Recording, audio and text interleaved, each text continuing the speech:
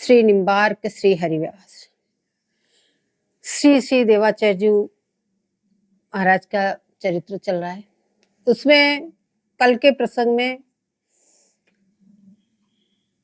कश्मीर के द्विज देवाचार्य जी महाराज के पास पहुंचे और उनसे जो बोले, हमने जो निर्णय लिया, बोले जो पत्रिका डाली गणेश जी के वहां पे, तो हरिभक्त सबसे बड़े ये पत्रिका उठ के आई, तो आप हमको समझाइए कि कैसे बढ़े। तो आपने समझाया। फिर प्रत्यक्ष प्रमाण मांगा तो आपने प्रत्यक्ष प्रमाण दिया। उसके बाद में आपका इतना प्रभाव देख के लोगों ने और भी प्रश्न किया, सात्विक शक्ति को पूछा, उसको बताया। कुक्कुटनाग में जल नहीं था, वहां पे सरिता प्रकट करके आपने उपाय बताया, इस तरह से मेरा कमंडल ले जाओ और जहां पे एक कमंडल से पानी गिरे वहीं से ये प्रकट हो जाएगी। बोले तीन को कमंडल लिए सब द्विज दिशा पूर्व को गए, तासु वन कुक्कुट कुहकत डार्य जल चक्रत भय। इसी प्रकार से आपका कमंडल लेके उसको झुकाते हुए चले ब्राह्मण। कुक्कुट देश में पहुंचे, वहां पे जहां पे जल गिरा वहीं से बोले अवनी मध्यते नीर अद्भुत अति प्रबल उपजो तब। बोले धरती को फाड़ करके वहां पे सरिता प्रकट हो गई। अब ब्राह्मण लोग बहुत प्रसन्न हुए क्योंकि वहां पे जल का अभाव था, परेशानी थी। बोले प्रबल गति से नदी बहने लगी। तो संध्या समय स्नान करिए स्वामी निकट आए जबे, उसमें स्नान किया और आचार्य चरणों के पास में आए। बोले आचार्य के पद परसी स्तुति कीन अपार, मानो अति उत्कृष्ट उर घने तत्व सुखसार। पुरुष प्रधान मान्य अनुरागे, द्विजवर शिष्य होन को लागे। इष्ट जान से ये बहुभांति, हिलिमिली भई परस्पर शांति। बंधन कर्मन ते छुटवाए, हरि गुरु नवदा भक्ति पगाए। परम विवेक भय विश्वासी, श्रीमत राधा कृष्ण उपासी। आचार्य आज्ञा अनुसारी, रहत रेन दिन परम प्रचारी। करत भय नाना विधि सेवा, लखे प्रसन्न द्विजन गुरुदेवा। सुखित होय श्री गुरु ढिंग आए, चरण कमल मधि शीश नवाए। जानि कृपाल भई उर शांति, कीनो प्रश्न प्रगट इहि भांति। अब आपका इतना उत्कृष्ट देख के वो ब्राह्मण लोग सब प्रभावित हो गए। प्रभावित होकर के बोले आपके चरण कमलों में अनुराग उत्पन्न हो गया, और जो जिन ब्राह्मणों के हृदय में अनुराग उदय हुआ वो आपके धीरे धीरे शिष्य होने लगे आपका प्रभाव देख के।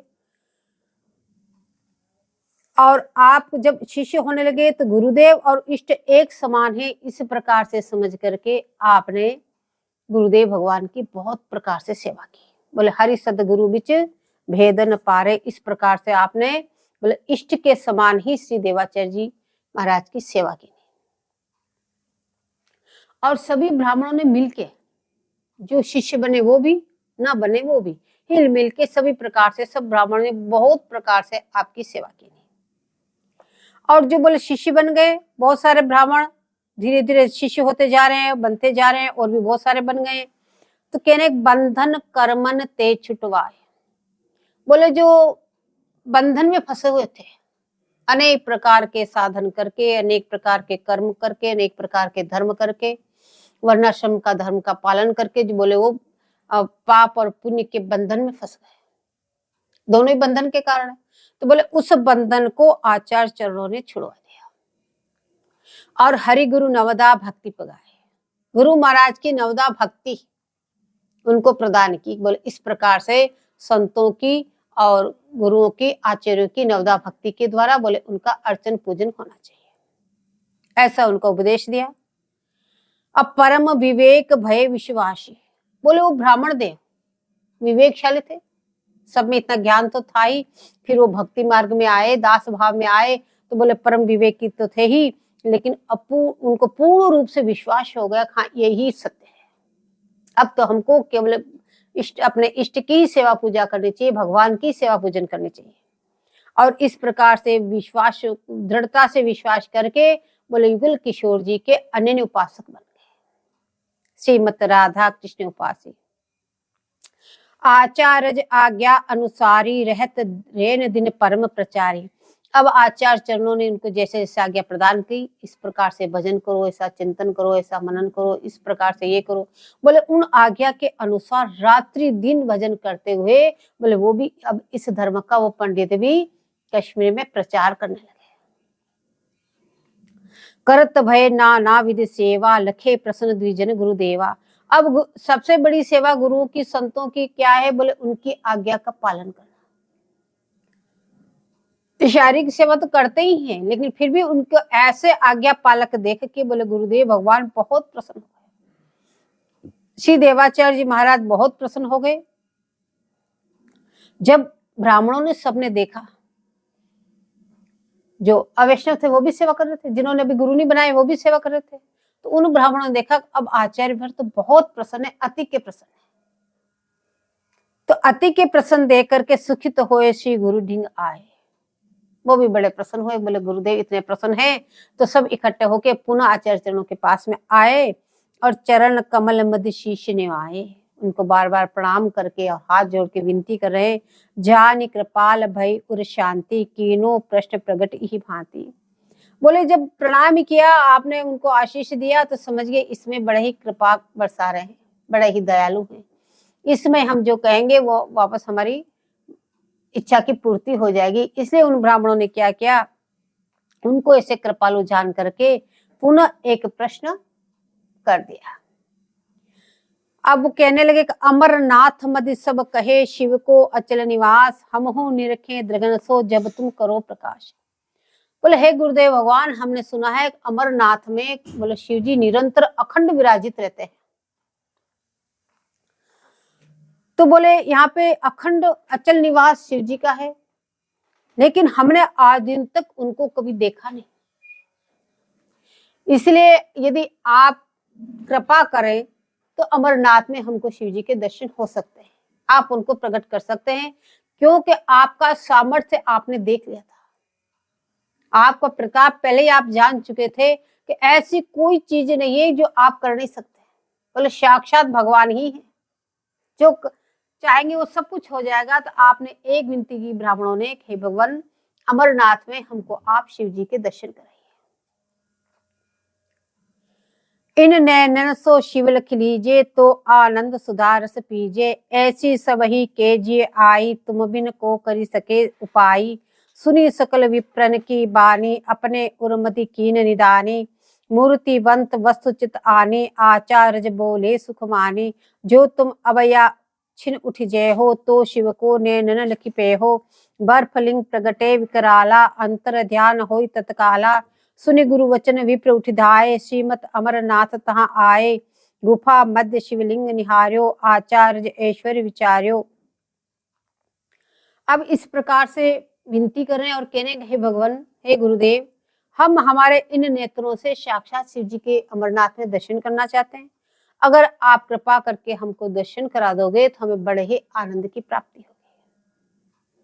बोले हमारे सब ब्राह्मणों के मन में ये विचार आया, इसलिए हम आपके पास आए, क्योंकि आपके बिना हमारा कोई सहायक नहीं है, आपके बिना इस बात को कर नहीं सकता, इस उपाय को कोई कर नहीं सकता, ये हमें पूर्ण विश्वास है। इसलिए हे कृपा निदान, हम आपकी शरण में आए हैं कि आप ही कृपा करके हमको बताएं।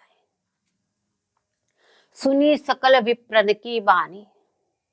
अब आचार्य ने सब ब्राह्मणों की बात सुनी, सुन करके बोले अपने उर्मदि कीन निदानी, हृदय में सोचा कि इनको एक बार दर्शन करा देना चाहिए।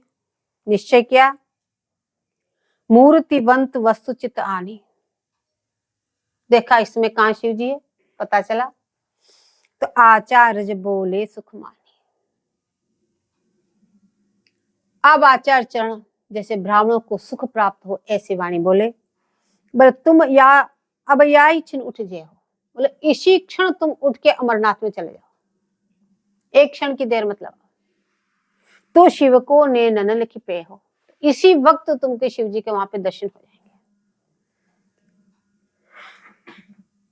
बोले बर्फ लिंग प्रकटे विकराला, तुम्हारे वहां पहुंचते ही बोले बर्फ के लिंग के रूप में शिव जी प्रकट हो जाएंगे और अंतर ध्यान हो तत्काला, तुम्हारे दर्शन करते ही तुरंत वो अंतर ध्यान हो जाएंगे। ये बात देवाचार्य जी महाराज ने बोले कश्मीर के पंडितों को बताई। सुनी गुरु वचन विप्र उठित आए, सब ब्राह्मण उसी कहा था इसी क्षण उठ के जाओ तो आपको मिलेंगे, बाकी नहीं। इसलिए तुरंत सब उठ के और सब दौड़ के वहां पहुंचे। श्रीमद अमरनाथ तहाँ आए, वहां से अमरनाथ पहुंचे। गुफा मध्य शिवलिंग निहारो, अमरनाथ में वहां एक बहुत बड़ी गुफा, उसमें बर्फ के इतने बड़े शिवलिंग जी को उन्होंने देखा। आचार्य ऐश्वर्य विचार्य, बोले आज दिन तक हमने इस गुफा में शिवलिंग नहीं देखा, ये तो केवल आचार्यों की सामर्थ्य है, श्री देवाचार्यों का प्रताप है कि हमारे कहने से यहाँ पे शिवलिंग को प्रकट कर दिया। बोले कितने ब्राह्मण उस शिवलिंग को देखने के लिए गए, तो बता रहे हैं लक्ष्य विप्रता दिन होते। बोले लाखों ब्राह्मण, अब कश्मीर में उसमें कितने ब्राह्मण होंगे, बोले लक्ष्य विप्रता दिन होते, लाखों ब्राह्मण उसमें गए शिवलिंग को निहार। उन्होंने वहां शिवलिंग को दर्शन किए। श्री गुरु डिंग आवत भय कहत कथा विस्तार, फिर अमरनाथ से पुनः श्री देवाचार्य जी महाराज के पास में आए और बोले हे गुरुदेव भगवान, आपकी कृपा से हमको वहां पे दर्शन हुए हैं, और सारी कथा जैसे जैसे दर्शन हुए, जैसे अंतर ध्यान हुए, वैसे सारी बात बता दी। आचार्य विप्रन प्रतिभाखी, जो तुम्हारे मन यह अभिलाषी। अब आचार्य बोले हे ब्राह्मण देवताओं, तुम्हारे मन में ये इच्छा हुई कि हमें शिवलिंग के अमरनाथ में दर्शन होने चाहिए, इसलिए शिव जी ने साक्षात प्रकट होकर तुमको दर्शन दिए। लेकिन अब जो तुम्हारे मन में आगे और भी अभिलाषा है कि हमको ये बार बार दर्शन होते रहे, तो सुनो कि संवत्सर जा दिन वह जाओ। संवत्सर के दिन जो भी कोई वहां जाएगा, जब नया साल लगता है हिंदुओं के अनुसार, बोले वहां जाएगा, ऐसे ही शिवलिंग लखाऊं, ऐसे ही शिवलिंग के दर्शन अंत तक सबको होते रहेंगे। अब इस प्रकार से चारों तरफ से पंडित देवाचार्य जी की जय जयकार करने लगे। जो शिष्य हुए वो तो अच्युत कुल में आ गए, वो तो आचार्य सेन के साथ ही महात्मा बन गए, उनकी तो कोई बात ही नहीं।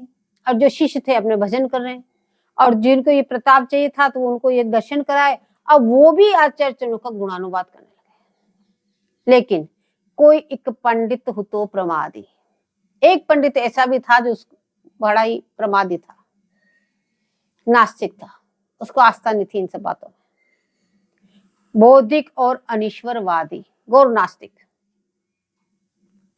चर्चा कर्ण भवनते आयो, जब उसने देवाचार्य जी महाराज की इतनी प्रशंसा चारों तरफ से सुनी कि इतनी जय जयकार हो रही है और उनकी इतनी बड़ाई हो रही है और इतने चमत्कार दिखा रहे हैं, और वो गौर नास्तिक, इन चीजों किसी भी चीजों पे विश्वास करे नहीं, और प्रकांड विद्वान, श्रुति तंत्रों को सबको उसको कंठस्थ, इसलिए वो आचार्य चरणों से चर्चा करने के लिए, शास्त्रार्थ करने के लिए आचार्य चरणों के पास में आ गया।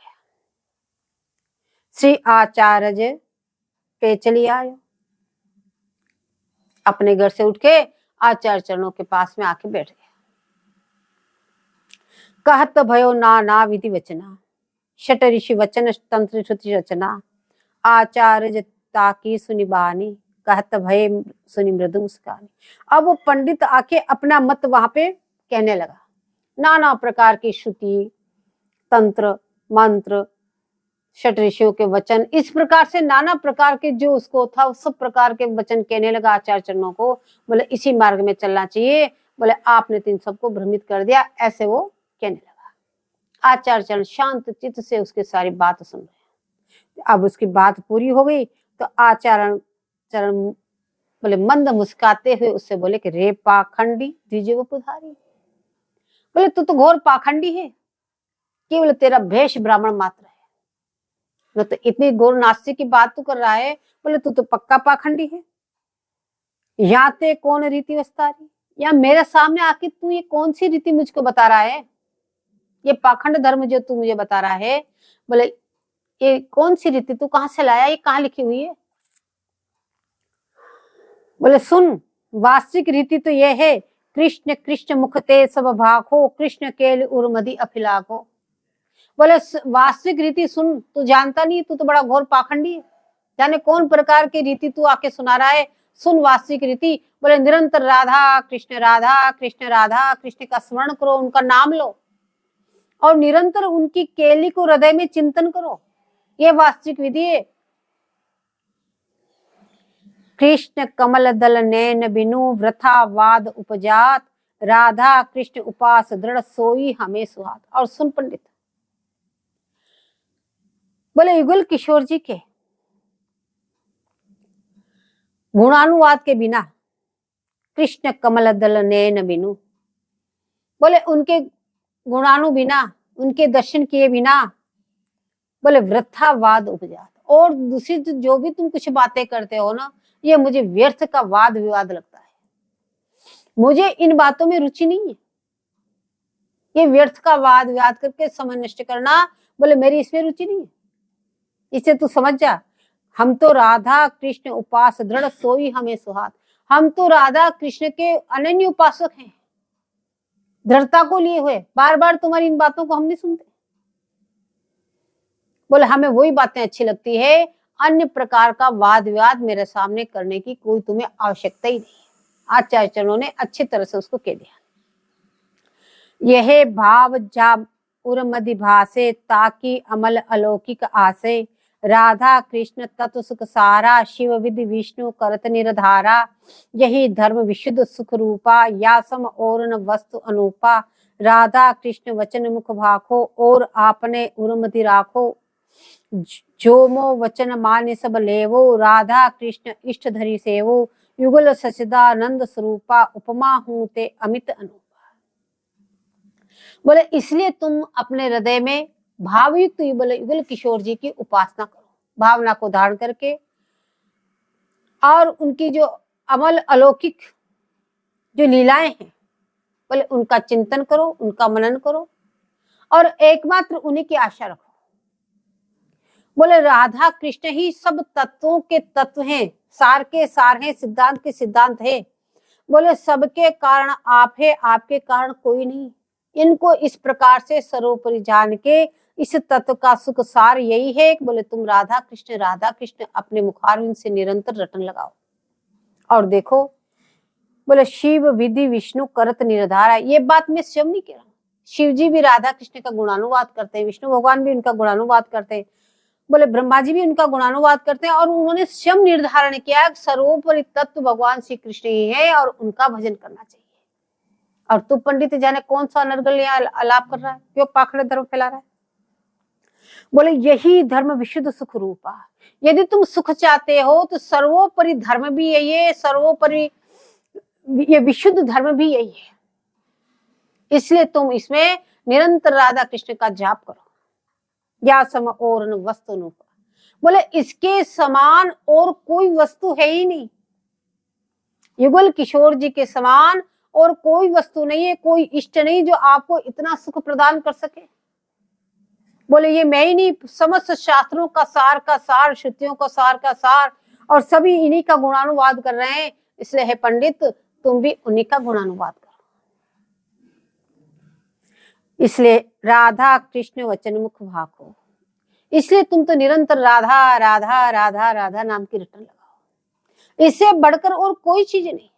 अब तुम आके इतनी देर से अनर्गल आलाप कर रहे हो, ये सब व्यर्थ के वाद विवाद है। इसमें तुम्हारा भी समय नष्ट हो रहा है और सुन के हमारा भी समय नष्ट हो रहा है।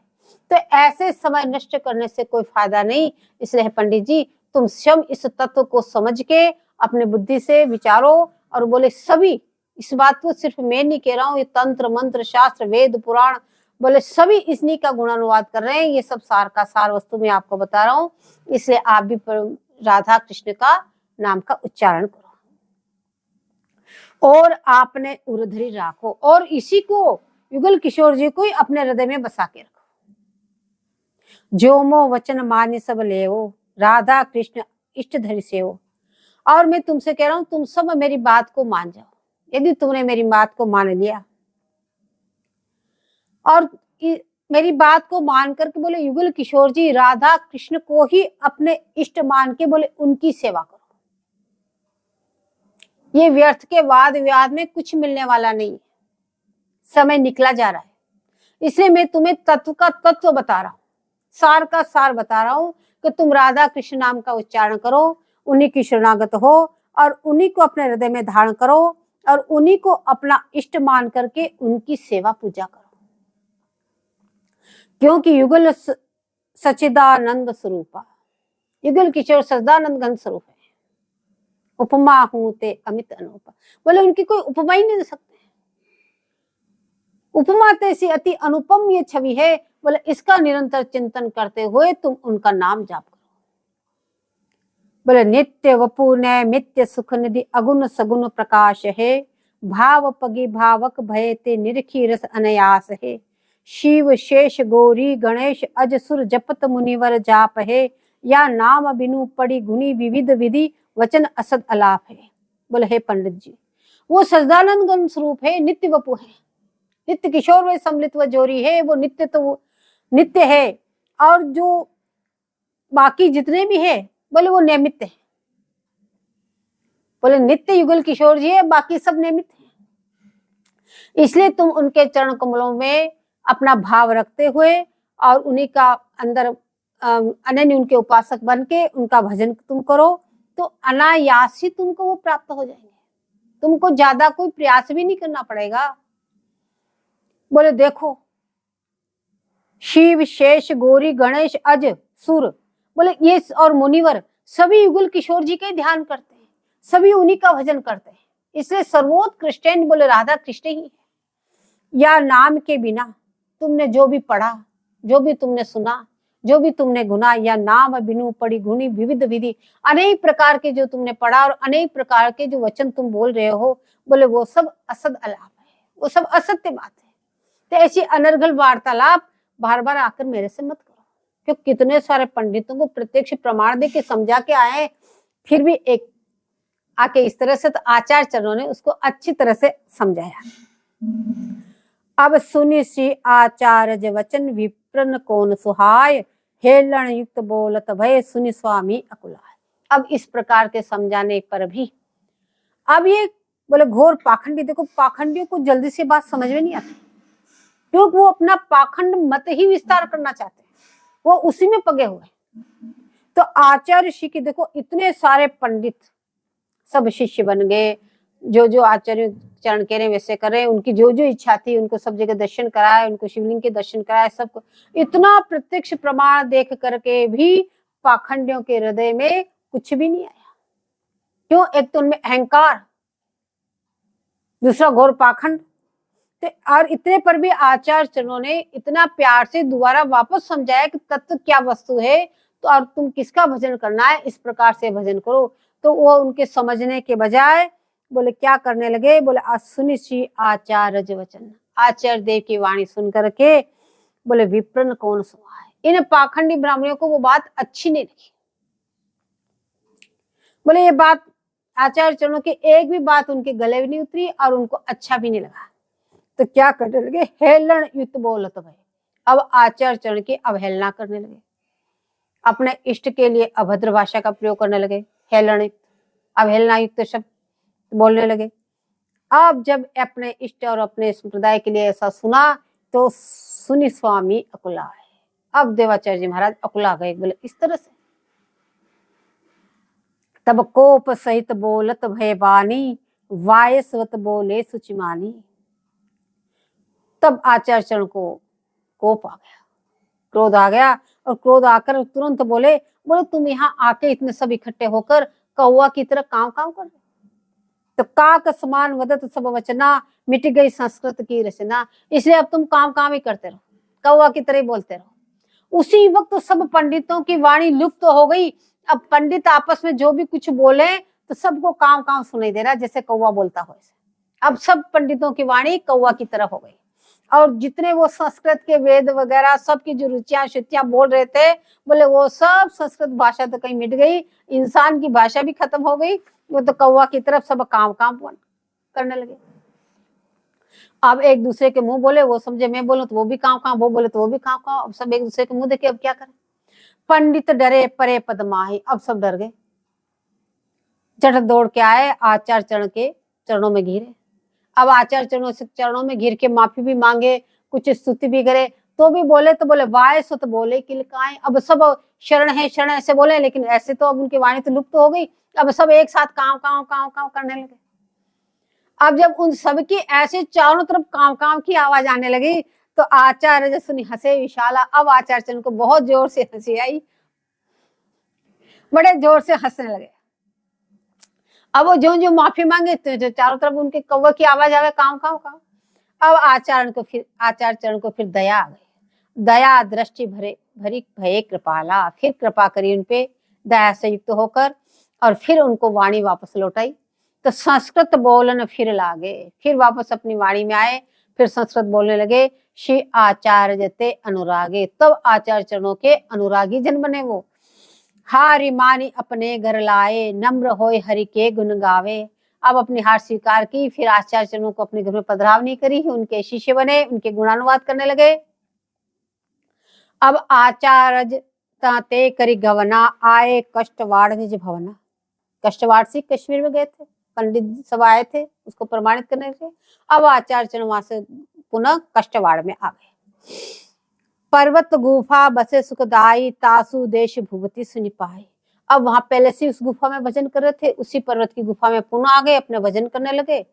अब कष्टवाड़ के राजा ने ये बात सुनी कि बोले ऐसे प्रतापी महापुरुष यहाँ पे गुफा में भजन करते हैं, और ऐसा ऐसा उनका चमत्कार चारों दिशाओं में फैल रहा है। तो राजा तहां आगमन करी, पद पर से वे दीन, हरि गुरुवत उर भावाधरी, स्तुति बहुविधि कीन। अब राजा ने बात सुनकर बोले, राजा भी वहां से अपनी राजधानी से कष्टवाड़ में उस गुफा में आया, और आकर के बोले आचार्य चरणों के दर्शन किए, चरणों में प्रणाम की, उनके चरण सिर पे धारण की, और उनको हरि गुरुवत बोले साक्षात युगल किशोर जी के रूप में आचार्य चरण के दर्शन किए, और उनको अपने गुरु बना करके अत्यंत हृदय में भाव भर करके और स्तुति करने लगा। अनेक अनेक प्रकार से आपके गुणानुवाद किए, अनेक अनेक प्रकार से उन्होंने स्तुति की।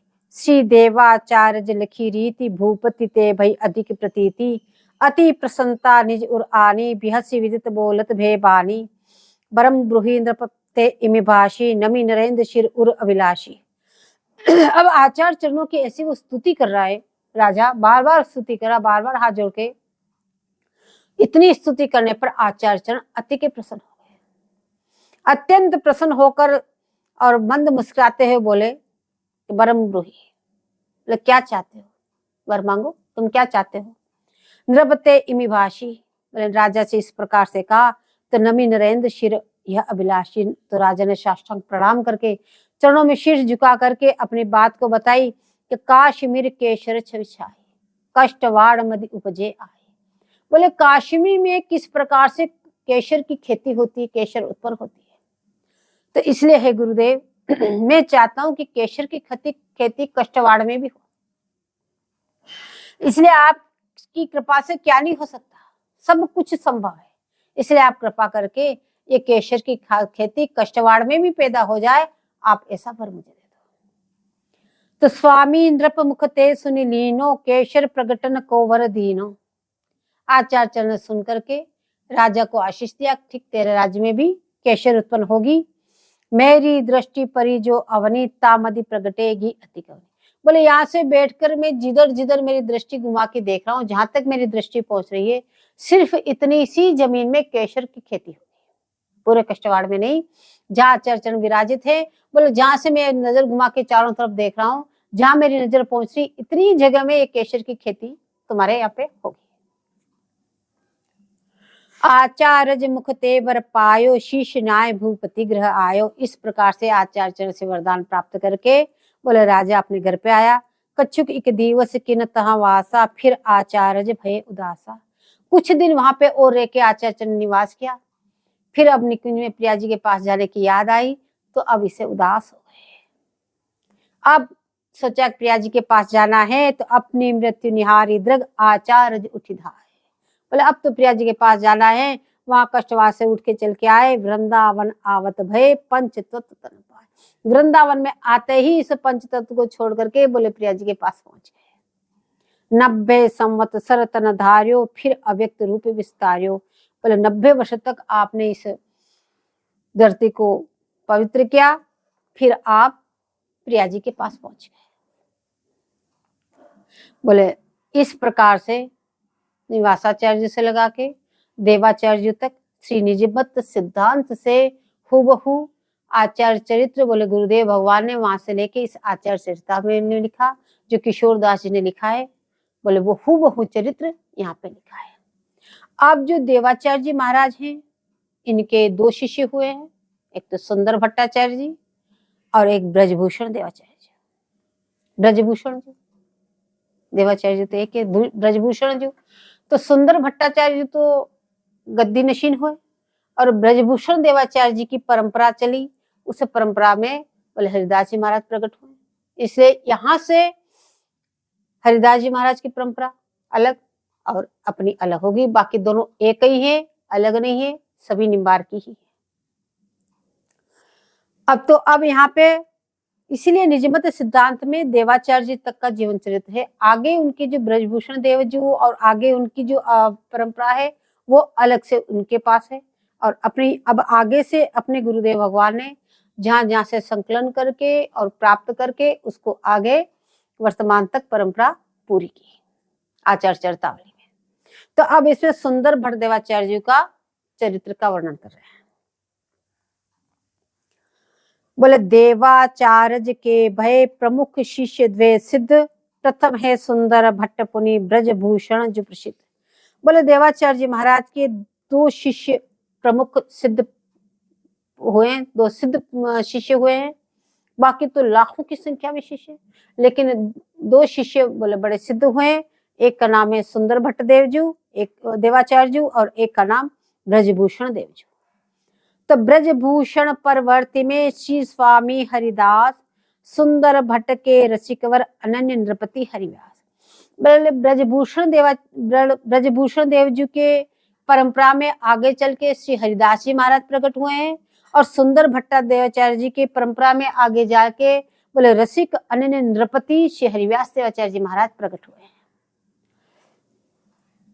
श्री राधा की प्रियतमा सखी सुंदरी नाम, प्रगट भय सो जानिए विश्व देन विश्व। बोले सुंदरी सखी जी, बोले लाडी जी की अत्यंत प्यारी, बोले वो सखी जी संसार के जीवों के ताप को शमन करने के लिए, सबको सुख प्रदान करने के लिए बोले यहाँ आकर के प्रकट हो गई। पूज्य श्री सुंदर भट्ट जी का करहूं यथामति गान, कुंज बिहारी शरण नित चिंतत कृपा निदान। गुरुदेव भगवान कह रहे अब हम सुंदर भट्ट देवाचार्य जी का जो चरित्र है बोले अपने यथामति से हम गुणगान करते हैं। बोले जैसे जैसे वो कृपा करके चिंतन में हमको बताएंगे वैसे वैसे हम उसको लिखते जाएंगे। श्री निम्बार्क देव के पाठ, श्री देवाचार्य देव के पाठ विराजे आप, प्रबल प्रतापी विदुश्वर सर्वेश्वर का जाप। सिद्धांत जानवनी की करी विस्तृत व्याख्या जान, नाम सेतु का लब्ध है प्रथम स्तरंग ही आन। प्रपन्न वल्ली का यह यथा है व्याख्यान अनूप, प्रपन्न सुरतलु वल्लरी मुद्रित है अनुरूप। रहस्य षोडशी की लिखी व्याख्या विस्तृत आप, मंत्रार्थ रहस्य प्रकाश है मंत्र राज का जाप। अन्य अमित रचना करी मिले न ग्रंथ अनेक, आचार्य वर की कृपा पावत होई विवेक।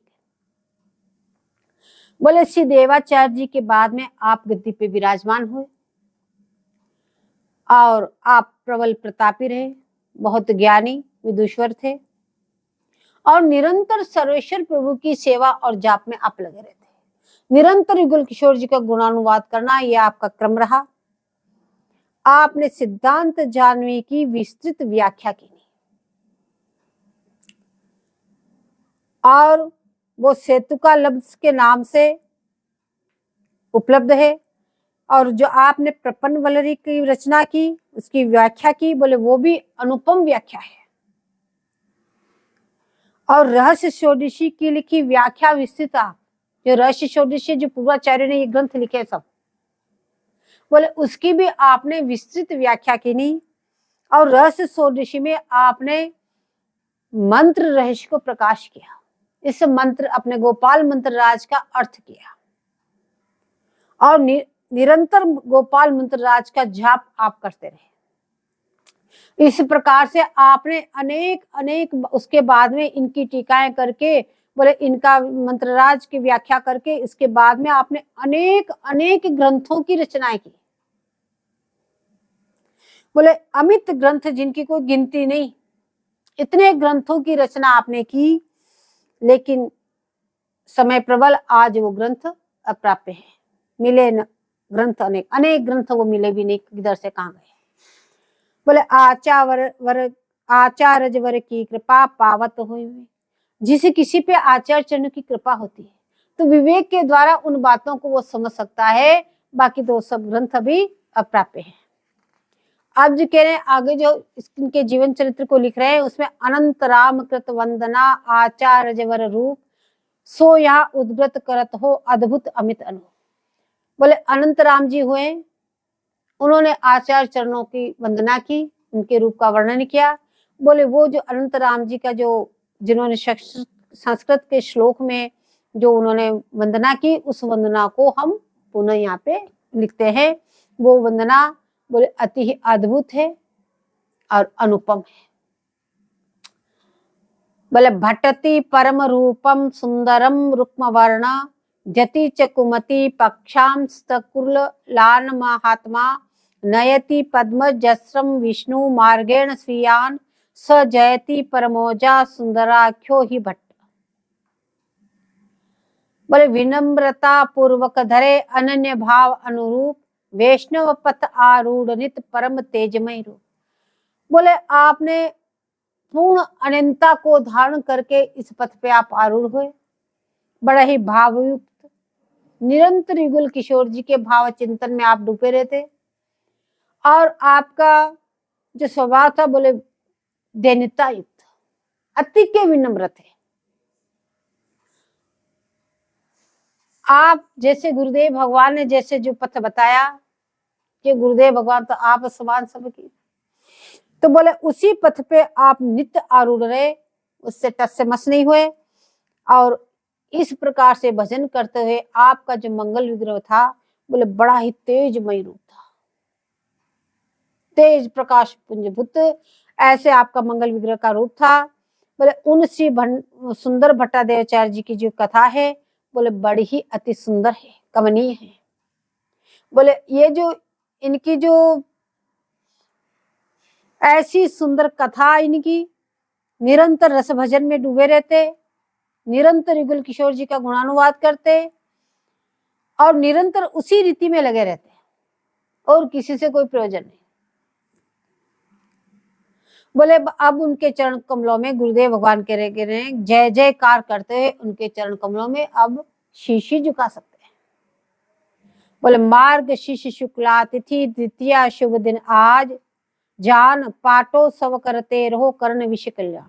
बोले मार्ग शीश शुक्ला तिथि द्वितीय के दिन आप प्रकट हुए, उनका पाटोत्सव है, तो कह रहे पाटोत्सव करते रहो। अब उनका तो पाटो सुंदर भट्टाचार्य जी का पाटोत्सव करते रहो, बोले उसी से तुम सबका कल्याण हो जाएगा। जय जय श्री हरि।